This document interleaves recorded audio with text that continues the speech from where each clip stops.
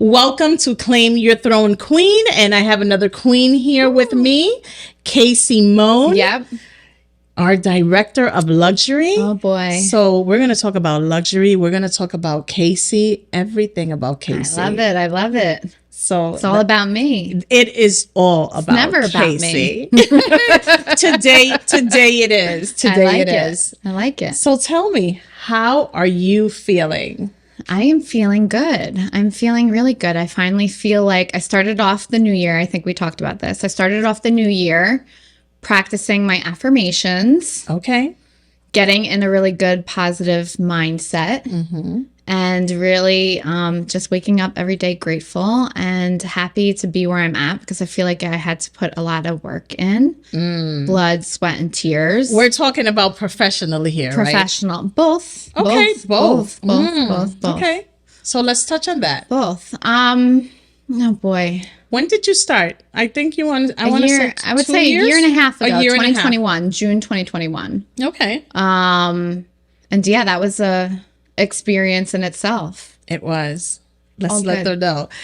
So Casey was new to our office. Yes. Yeah. Not new to KW. Not new to KW, but to our office. Yeah. But in a different, Yeah, different role. In a different role. So I came from 12 and a half years of a very corporate role where things were completely different but organized. And tell us where that was. So that was at Movado Group, 12 and a half years there. You want the whole kit? We want to know your journey. This is not about KW. No. This is about Casey. I like it. Okay, so I started there as an intern while I was at school, while I was at college at Rutgers. Commuting from New Brunswick. Rutgers girl. I'm a Rutgers girl. Okay. It just kind of happened. It wasn't the plan, but it was meant to be with all the circumstances that I was under. So it was planned. Okay.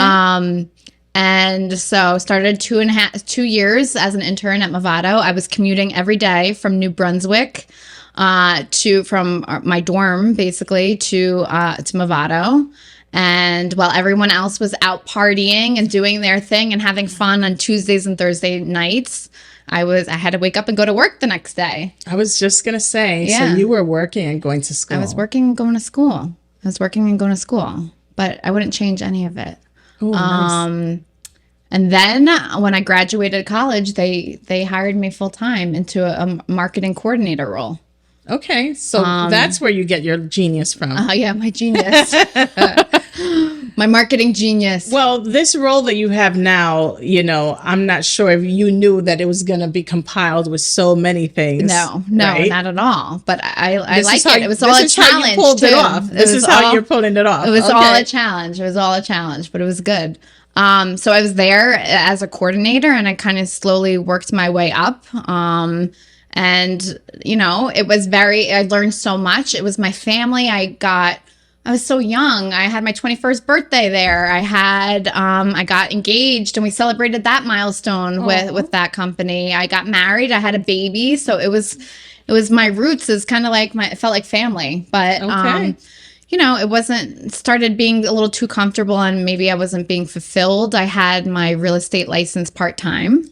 Okay. Yeah. So I was doing real estate on the side. So in 2016, I got my license. And then in 2017, I was with Keller Williams doing some little part-time business. And real estate was always in my family. My mom and my mom's sister, my aunt, they built houses. Oh my gosh. Really? And yeah. Nice. And my mom was an interior designer, so she designed the houses. So having now that I know where all this is coming from. Exactly. Okay. So having that background, I really always wanted to do something within real estate. And so this you role... were going to do real estate. There was going to be no way out of this. But I didn't know how I was going to do real estate. And I think when I tried to do the agent role 100% of the time, it was challenging. It was not what I expected. And I knew maybe that was not the complete, that wasn't going to fulfill me. Right. So then this role, director of luxury, doing marketing, right? And then also combining that real estate passion was really bringing my two passions together and fusing them. And you're very passionate about what you do for us. I'm too passionate. Well, you think so? No, I think it's great to be that way. Okay. Yeah.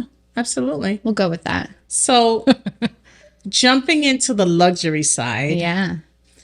tell us about the challenges and what your vision was, because you kind of, I know you didn't have a clear vision. I did not have a clear vision. I feel you put the vision in place. Oh, I like that. I put the vision in place. Ooh.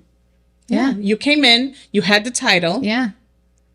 but there was no, Yeah. I was waiting for someone to give me the direction of what their vision was. right, Not necessarily have my vision. exactly. And I think it took a little time to figure out what my vision was and to meet everybody and to meet all the agents and understand personalities. But then once I kind of saw what my vision was, then it became easy to kind of go after that. But it took a lot of hard work, and I feel like getting to that point was tough and difficult. Right. But it's okay because it only made me stronger and made me work a little bit harder for what I saw. So would you say that you help the agents break into luxury? There's definitely a few that I've helped break into luxury. There's a huge amount of people that have luxury as their goal, and that's where they want to be, and that's where they are going to be. So I would say definitely helping them. Okay, that's good.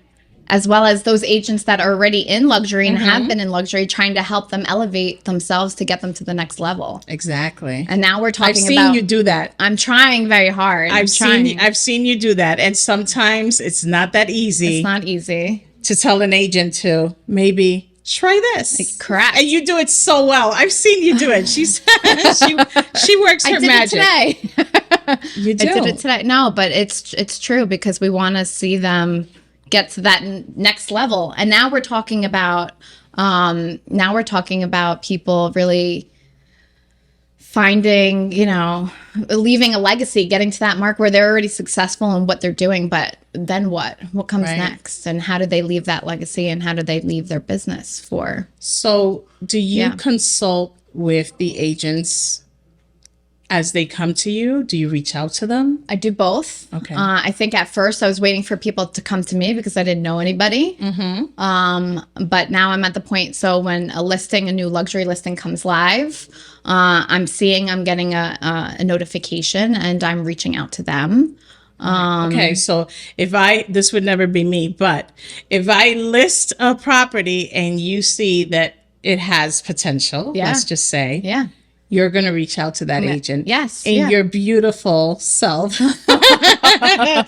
does it and so well. And they might not respond. and then they might not respond, but you still touch them again. Yeah. Yeah. And you let them know like all the things that you that offer. are available. Exactly. Right. And what I like to say is it's all about creating that customized marketing plan. Yes. For that home, that bespoke, marketing, what that plan is and what that vision is for the property. I think that it's not cookie cutter. In luxury, everything is very it's different, it's unique, it's thinking outside of the box, and it's doing different things. Right. So I think it's about. So you do a lot of individual consulting with the agent. I would say so, yeah. And then even their branding and even who they are and what they're about. I think that's so important, especially coming from that world, right? When you need to tell a story, I think it's important for the agent to tell their own story. That's what makes them unique. I think that's where I've seen you coach a lot of agents on, okay, now that we discuss 1, 2, 3 Main, let's discuss how you can level up you. Yeah. And let's discuss your story and how you're seen, right? Yeah. And what are you doing? And what are you involved in? And what is, your family involved in and all of that? Yeah. It all trickles down. It does. And I think that this is something that people don't expect. Agents don't expect that you do this. So I really wanted to have you, of course, because I feel like, hey, if I'm doing a podcast and I'm talking about queens, my girl Casey Mone has to be here. Wow. Yes. I'm in a place where I am bringing these women together to level up, and I have a vision, and I see us all together in one place, just like cheering on for each other. Yeah.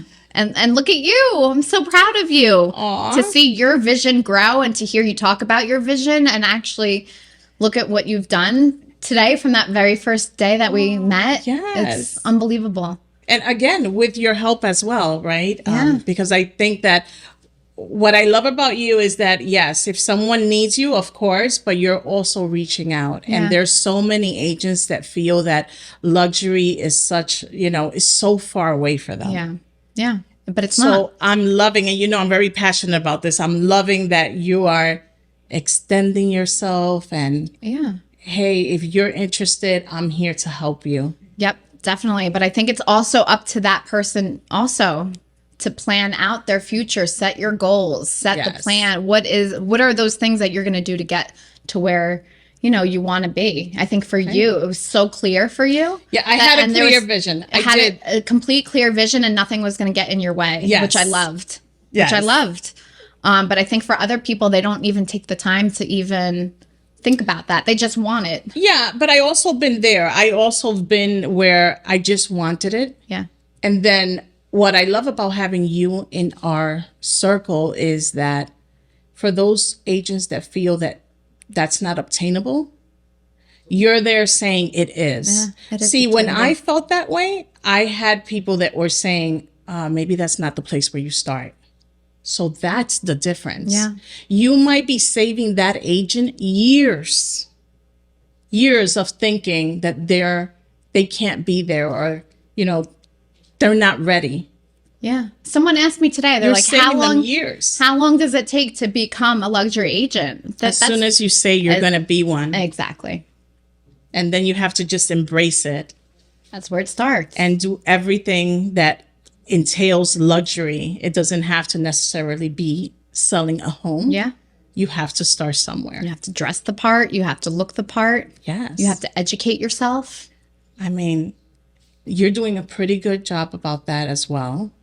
I love the events. Yeah. Let's talk about fun the events. times. I think that this was something, I don't know if you came up with this plan with someone else or if you did it yourself, but it's been genius. It's honestly from day one before coming in, I knew that was something because obviously Keller Williams is, we're all about learning and education. So I knew I wanted to bring luxury into that some way. Mm-hmm. I didn't know if it was going to be in the market centers, in the office, or if it was going to be in showrooms in different places. But yes. I love bringing it to all the different locations that we're going to. And so describe for those people that don't know, what are the luxury events about? So every month right now we're doing for our earned in members, our luxury community of real estate agents, we are going to different places around the Bergen County area, different luxury showrooms, and we're learning about their brands and what they do.